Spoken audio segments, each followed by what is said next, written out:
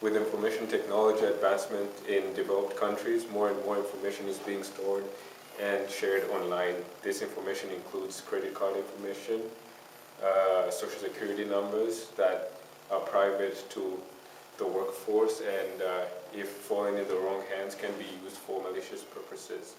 Tom Chatfield, who's the author of Netymology, explains more in details with more stats. In the few decades since the birth of the web, we've moved from email to social networking to a gamut of online services, storing more and more of our lives in the so-called cloud. The amount of data out there is growing at an exponential rate.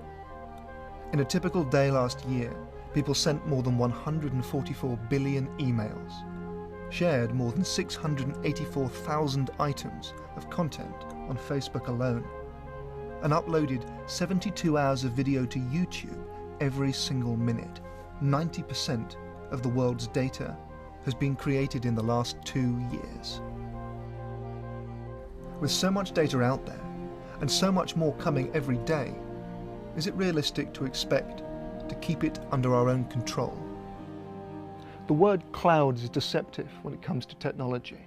It sounds fluffy and weightless, but what it really describes is a bunker-like room full of computers running physically the data owned by a company and located in a particular country and subject to its government's laws and requests for data. And such centres can also be the subject of digital assaults, although companies will try and keep them safe.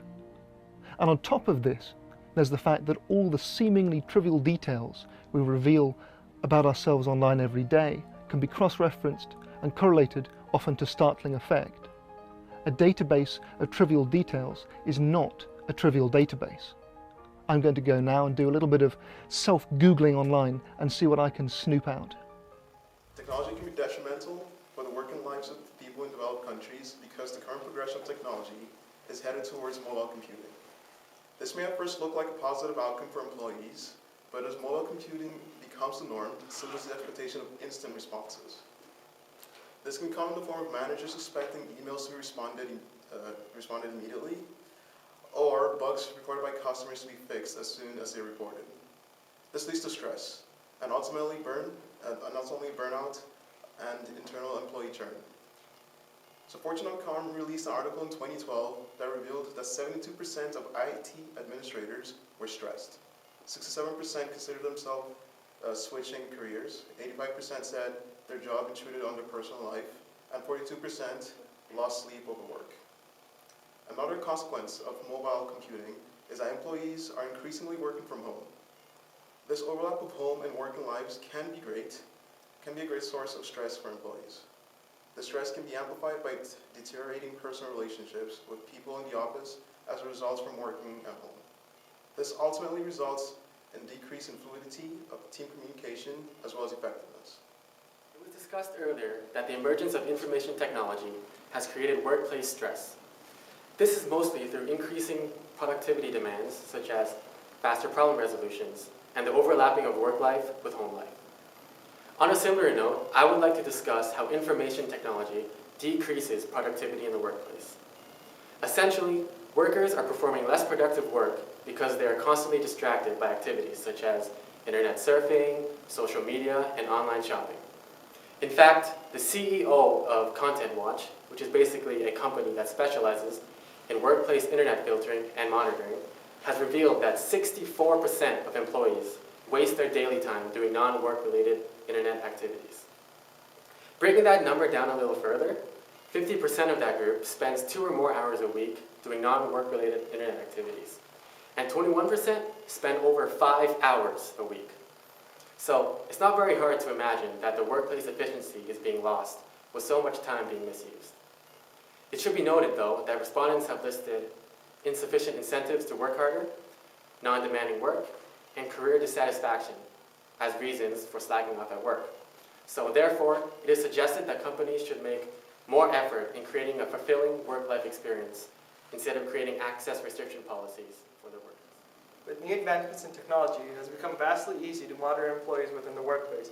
A study done by Communication Workers of America, there have been indications that monitored employees reported higher workload, less workload variation, and greater workload dissatisfaction than unmonitored employees.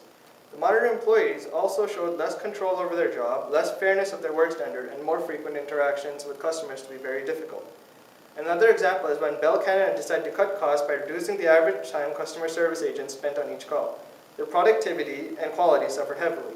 The company made keeping calls less than 140 seconds 50% of the agent's performance review. However, this decision backfired heavily, and not only did it stress their employees, but agents began to cut off customers when the questions weren't even fully answered. Employer monitoring has become a big ethical dilemma, from employers potentially viewing personal employee information and not respecting privacy rights. The Privacy Rights Clearhouse website states that at least one court has ruled in favor of employers being violated, and this is the Supreme Court of New Jersey. The essential challenge which most developed countries have to grapple with is that the rapid technological advancement is displacing millions of workers from their current jobs without any guarantees for many new jobs to be created. Companies have been investing in many labor-saving technologies, in many cases due to rising labor costs, and in other cases because machines are simply cheaper than human labor. And this point is crucial. Technology makes businesses more efficient, often by eliminating the need for repetitive tasks and the workers who do them. We're not replacing those jobs with enough new, higher skilled ones to make up for the loss. Traditionally, productivity growth and the job growth went hand in hand, but that is not the case anymore. Annual productivity growth in the US between 2000 and 2009 was 2.5%, a faster rate than any time since 1960s. Yet, the last decade saw a number of jobs decline by 1.1%. Today, workers in factories are being replaced by robots and software. More broadly, is automating many jobs that people used to do. Companies benefit because they can operate leaner and make more profits. But what about the people? The more sophisticated automated technology becomes, the more precise, rapid, and human error-free it becomes. But commensurately, the less intensive is the need for human participation in technological advances. Shifting public expectations, advances in digital technology, and the increasing reach of the internet have led to the widespread use of anonymous copyright infringement, which is the act of using works which are protected by the copyright law without permission. Also infringing certain exclusive rights, such as distributing, reproducing, or making derivative works can also be considered copyright infringement. The advent of piracy has steadily declined sales in various products in the past couple of years, such as music, video games, movies, and books. For example, a 2009 market research study showed that only 37% of the music was bought by consumers. If you look at the online statistics, over 95% of music downloaded online has been through piracy. With the average user's iPod containing about $800 worth of pirated music, the impact of piracy has over sales of online merchandise is evident. Continuing, piracy has also led to the stagnation of the job industry. For example, in the United States, about 71,000 jobs are lost every year due to online piracy. The bottom line is that it lowers the gross revenue of companies, reduces the incentives for developers to come up with creative works. Now, how does this impact working lives of people in developed countries? The development of IT has led to the widespread use of pirated materials, which has resulted in massive job cuts due to the lack of revenue received by the creators for their works. To conclude with the video, I would like to discuss the key points that have been introduced. Information technology has enabled the ability for malicious users to target companies and people and exploit their sensitive information. It has also inflated workplace stress through heightened response expectations and also through the overlapping of work and home lives. To continue, it also reduces productivity in the workplace due to distractions such as internet surfing, social media, and online shopping. It has also made it possible to automate many jobs and essentially replace occupations previously held by people. It also facilitates the ability for companies to monitor their employees. This results in higher workloads, less work variation, and workload dissatisfaction.